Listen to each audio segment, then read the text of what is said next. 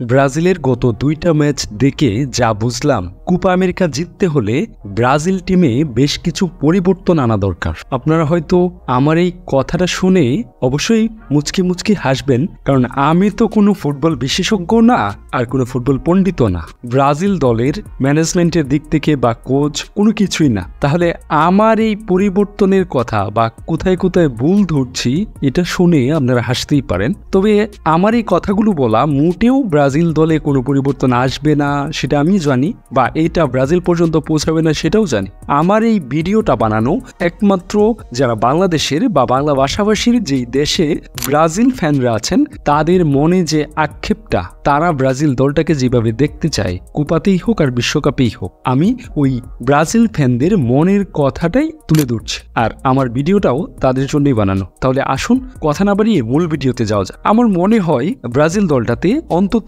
কোপার জন্য 5-6টা পরিবর্তন দরকার। তার মধ্যে প্রথম যে পরিবর্তনটা দরকার, প্রথমেই রাইট উইং দিয়ে শুরু করি। রাইট উইংয়ে সেভিনহোর থেকে বেটার আর কেউ এই মুহূর্তে ব্রাজিল দলে নেই। রাফিনহা স্টার্টিং ডিজার্ভ করে না কোনোভাবেই।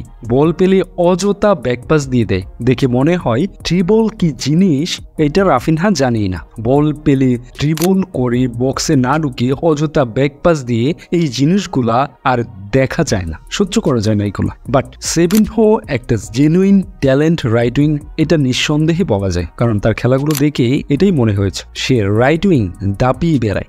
2 ম্যাচে কি অসাধারণ ড্রিবল করে বক্সে ঢুকলো। ডিফেন্ডারদের ভালো মতোই বিট করার অ্যাবিলিটি তার আছে। কি সুন্দর স্পেস বের করে দেয় অন্য প্লেয়ারদের জন্য একজন প্লেয়ারের কাছে। এটাই তো আশা করে, সেটা সমর্থকই হোক, কোচ, ম্যানেজমেন্ট, সবাই এই ধরনের খেলাটাই আশাই করে একজন ভালো খেলোয়াড়ের কাছে। একটা রাইট উইংয়ে সেভিনহো মাস্টার ক্লাস বলা যায়। আচ্ছা, দ্বিতীয় যেই পরিবর্তনটা আনা দরকার, অনেকেই লেফট উইংয়ে ভিনির পরিবর্তে মার্টিনেল্লি অথবা রদ্রিগোকে চাই, কারণ জাতীয় দলে ভিনির পারফরমেন্সটা খুবই জঘন্য, যেটা ভক্তদের মনে ধরছে না। কারণ ভিনির মতো একজন খেলোয়াড় যে ক্লাব ফুটবলগুলো দাপিয়ে বেড়ায়, সেই ভিনি জাতীয় দলে কেন এরকম পরিবর্তন সেটা কেউ মানতে পারে না। এই জন্য হয়তো অনেকেই এই পরিবর্তনটা ভাবছে। বাট লেফট উইংয়ে ভিনির পারফেক্ট, ভিনির থেকে ভালো জাতীয় দলে আর কেউ নেই। ভিনির আরো কিছু ম্যাচ জাতীয় দলে খেলা দরকার, তাকে আর একটু সময় দেওয়া দরকার। ভিনি এটা ডিজার্ভ করে। এজন্য আমরাও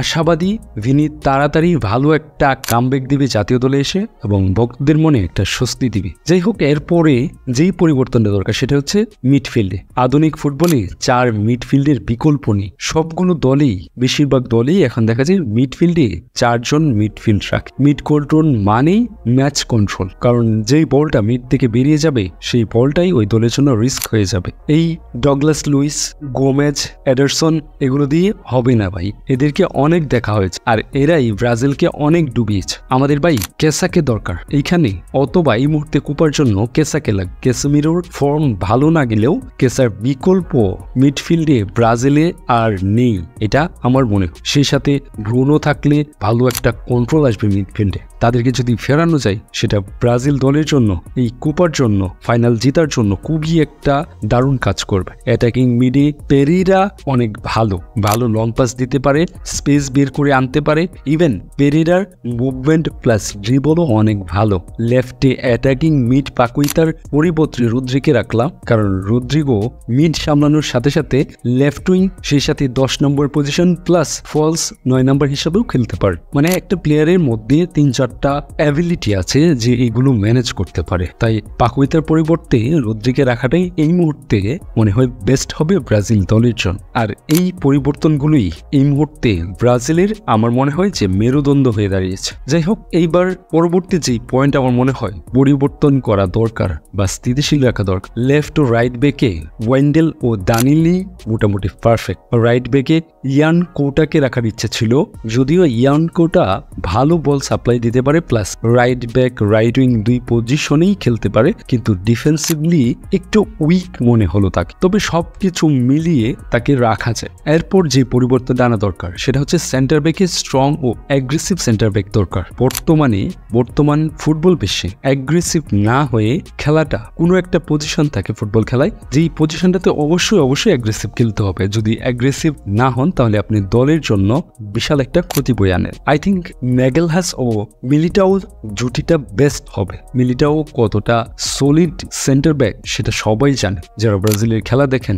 ব্রাজিলের একবারে বলা যায় যে সাচ্চা ফ্যান যারা, আমি এই মুহূর্তে যে কুটিনাটু জিনিসগুলো বলছি এগুলো একমাত্র তারাই বুঝতে পারবেন। যাই হোক, ইনজুরির কারণে সময়টা খারাপ গেলেও কুপাই ভালো করবে এটা আশা রাখতে পারি আমরা। তাই আমরা আশা করব যে মিলিটাও আবারও ফিরবে সেন্টার ব্যাক এই পজিশনটাতে। মার্কুইনহোস খেললে সেটা ব্রাজিল দলের জন্য, অন্তত সেন্টার ব্যাকে খেললে সেটা আমার মনে হয় পায়ে কুড়াল মারার মতো হবে। ম্যাগেলহাসের মতো অ্যাগ্রেসিভ সেন্টার ব্যাককে ডিফেন্ড করা যে কোনো অ্যাটাকেরই জন্যই অনেকটা কঠিন হবে। সেন্টার ব্যাকে মিলিটাও প্লাস ম্যাগেলহাসের বন্ডিংটা হয়ে গেলে ব্রাজিল ডিফেন্সিভলি অনেকটাই সলিড থাক, অনেকটাই সেফ থাক। তাই আমরা ব্রাজিল সমর্থকরা মনে মনে এই পরিবর্তনটা চাই, অন্তত এই জুটিটা ব্রাজিলের থাক। ব্রাজিলের ম্যানেজমেন্ট এটা করবে কিনা সেটা তো বলা অসম্ভব, কারণ ব্রাজিল টিম ম্যানেজমেন্ট তারা তো মনে হচ্ছে যে আমাদের বাংলাদেশের ক্রিকেট বোর্ডের মতো হয়ে গেছে। পাবলিক যতই কাউ করুক না কেন, যতই যা কিছু বলুক না কেন, তারা তাদের মতোই দলটা সাজায়, আর যার জন্য ব্রাজিল দলটা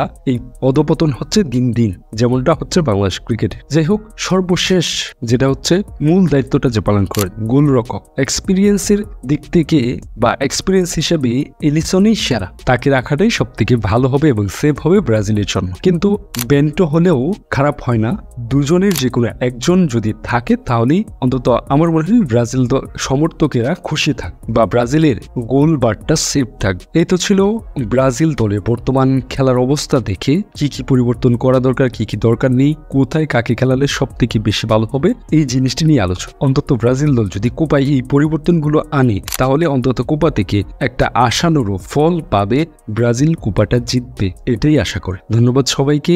আপনারা যদি আমার মতামতের সাথে একমত হন তাহলে সেটা অবশ্যই কমেন্ট বক্সে জানাবেন। আর যদি আপনাদের কোনো মতামত থাকে যে না ব্রাজিল দলের এই পজিশনে এই পরিবর্তন না, ওইটা করা দরকার, তাহলে অবশ্যই সেটাও কমেন্ট বক্সে জানাবেন। আবারও ধন্যবাদ জানিয়ে শেষ করছি আজকের ভিডিও। দেখা হবে নতুন কোনো ভিডিওতে, সেই পর্যন্ত সুস্থ থাকবেন, ভালো থাকবেন। আসসালামু আলাইকুম।